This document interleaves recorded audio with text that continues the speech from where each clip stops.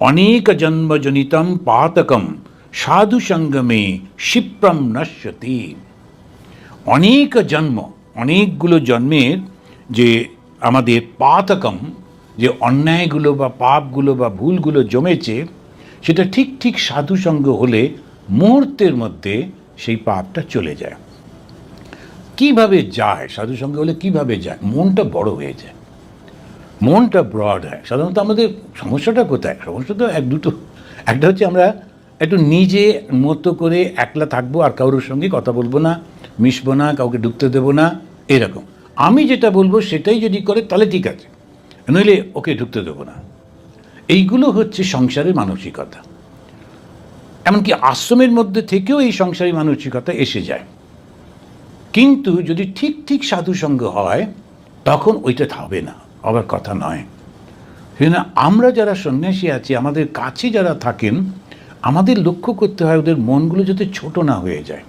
ওরা যেন অনেক সময় হয় তো, সেজন্য সব সময় খেয়াল রাখতে হয়, অনেক অসুবিধে হয়ে যায়।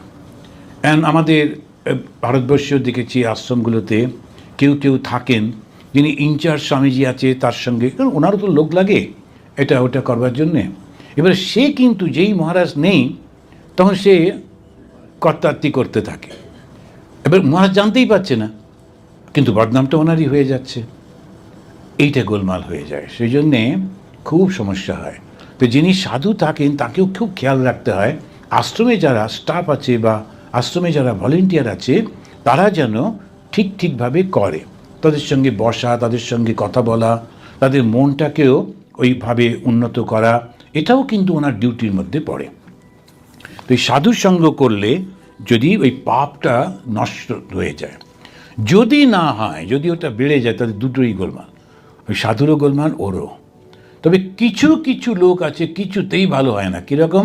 ঠাকুর বলছেন কৃপা বাতাস তো বইছে, সমস্ত গাছই চন্দন গাছ হয়ে যাবে। উনি ওটা উদাহরণ দিয়ে বলছেন ভগবানের কৃপা বইছে, প্রত্যেকেই কিন্তু সমস্ত কিছু থেকে মুক্ত হবে, তবে দুই একটা গাছ হবে না, যেমন বাঁশ, তারপরে ওই কলা, এগুলোর মধ্যে সার নেই।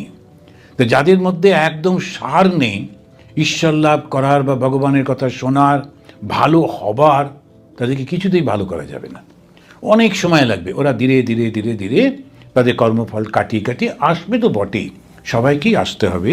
তো এইটাই উনি বলছেন যে অনেক জন্মজনিতম পাতকম সাধু সঙ্গমে ক্ষিপ্রম নশ্যতি।